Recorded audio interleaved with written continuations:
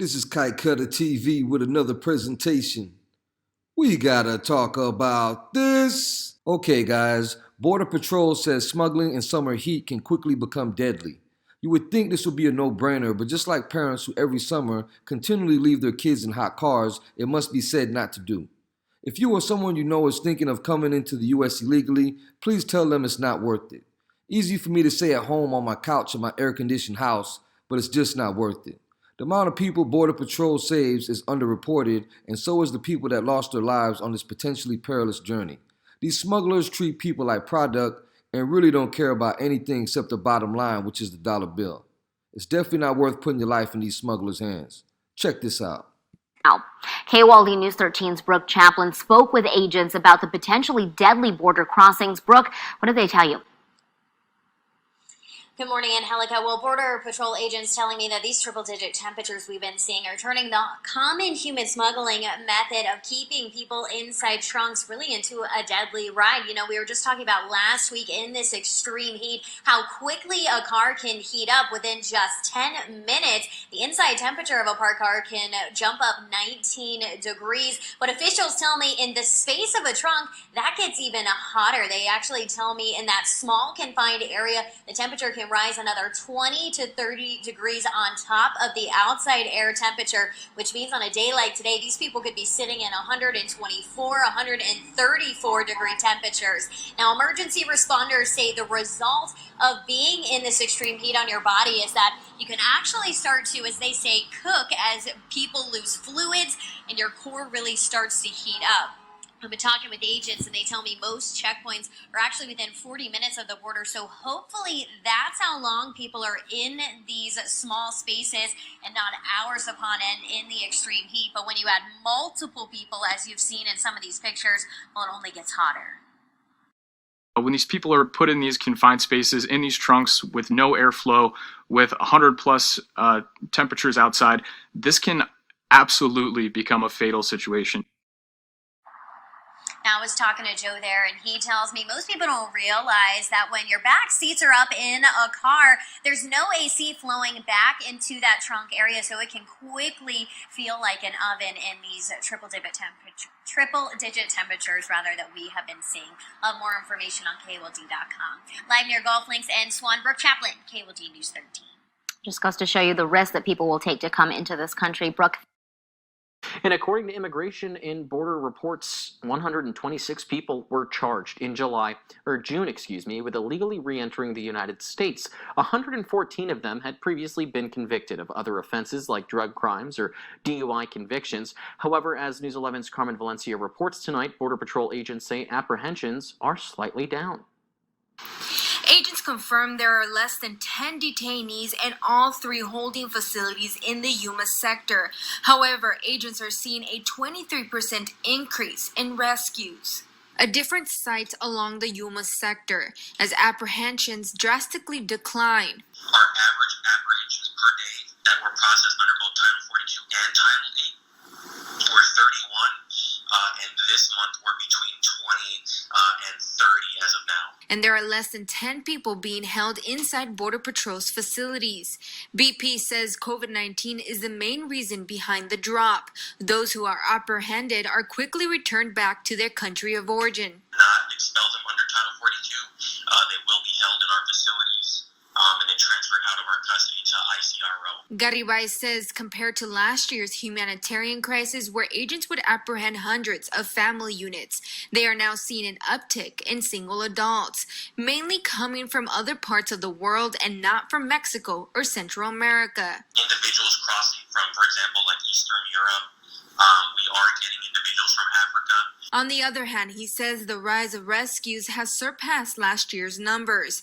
As of now, agents have rescued 80 people versus the same time last year, when 65 were rescued, a 23% increase. The majority of the rescues happening in Welton. They're too far from civilization in the United States, and they're too far from Mexico to try and make it back.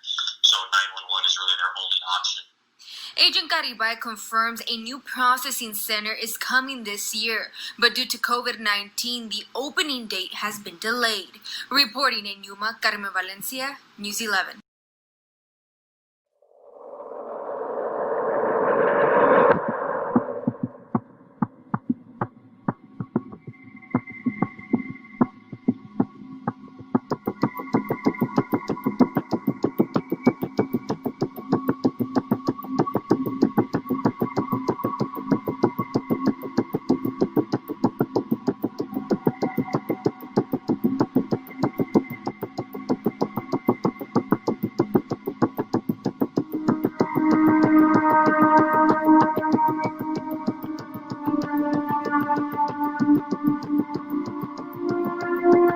U.S.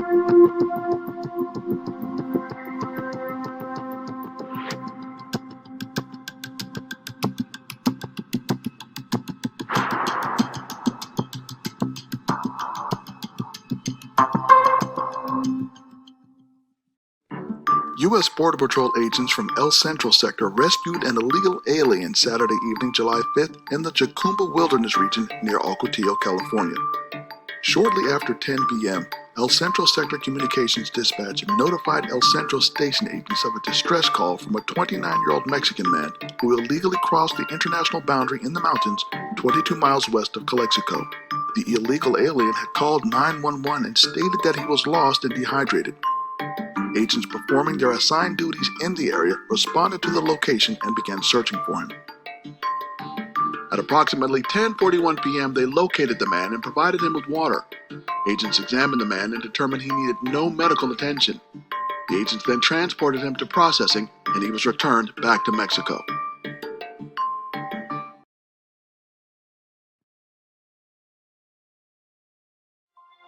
Border security is national security. We must have the ability to know who and what is coming across our borders. We must have the ability to construct an effective border wall system that strengthens CBP's ability to protect our country's national and economic security.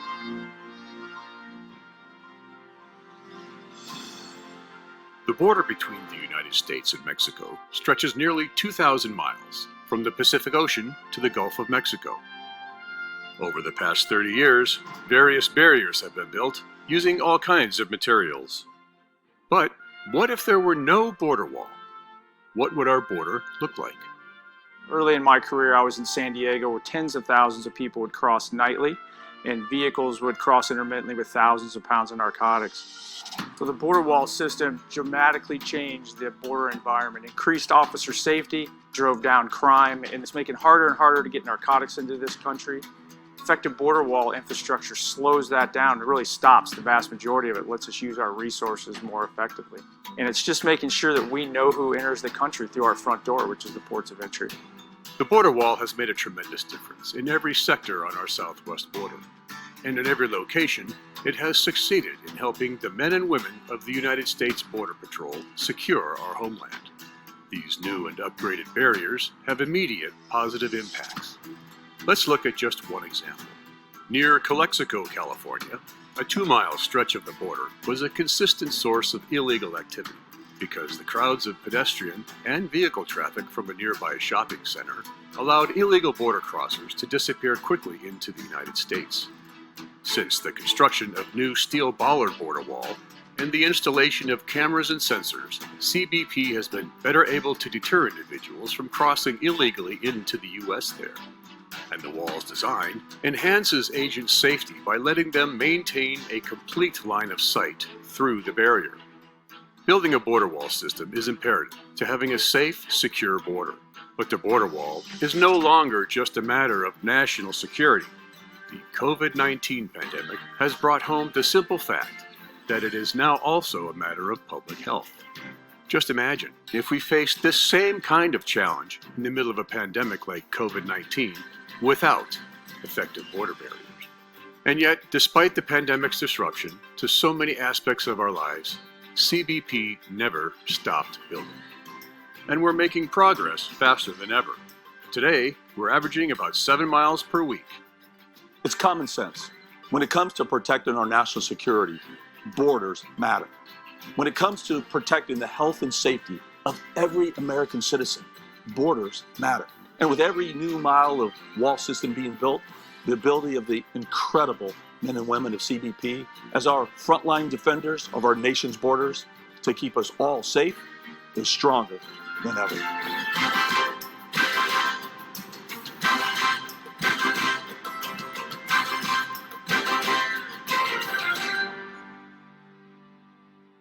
Almost everyone at the Immigration and Customs Enforcement Center in Farmville is now positive for COVID-19. This after ICE transferred in detainees from coronavirus hotspots.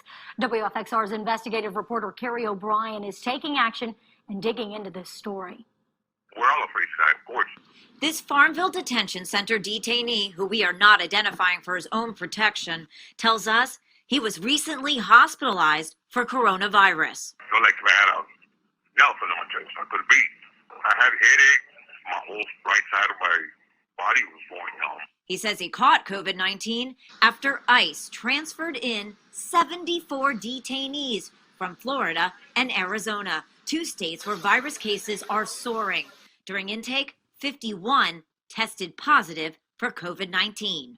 It's bad over there. It's nasty. In court documents, the center's director claims none of the 74 transferred were exposed to the general population.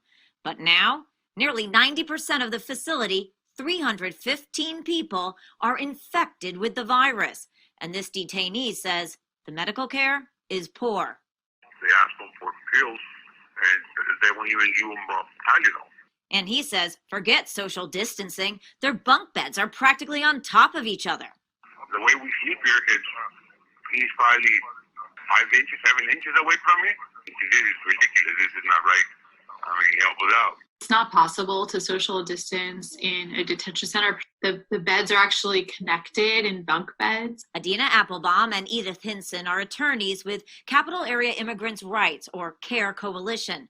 The group has filed lawsuits seeking the release of some of the most vulnerable housed inside the Farmville facility. I think it's just a gross disregard for, human rights. What do you make of the fact that they transferred all these people in from Arizona and Florida to this facility, Arizona and Florida, that are two known hotspots? It's dangerous criminal behavior. In a statement, ICE tells us during COVID-19, the agency has taken steps to protect detainees in its custody and promote social distancing whenever possible. This has resulted in the transfer of detainees from facilities with larger detention populations to facilities with fewer detainees. They are terrified for their lives. Also concerned, Senators Mark Warner and Tim Kaine. Thursday, they fired off their second letter in a few weeks, demanding answers and the immediate halt of all transfers among detention centers. Carrie O'Brien, WFXR News. ICE tells us there have been no new transfers since June 2nd. They also say the Farmville Detention Center is doing medical checks twice daily and has ramped up efforts to protect detainees with face masks, hand washing stations, and COVID-19 tests. Behind bars, a child. 37-year-old Jose Antimate Chagala is charged with predatory criminal assault of a child as well as unlawful restraint. He stayed in a home where the girl under the age of 10 lived. Police say he repeatedly molested her over 2 months. They say he held a peroxide-soaked rag over the girl's face to quiet her. Let me know what you think in the comment section. Thanks for watching. Like, share, and subscribe. Till next time. Peace.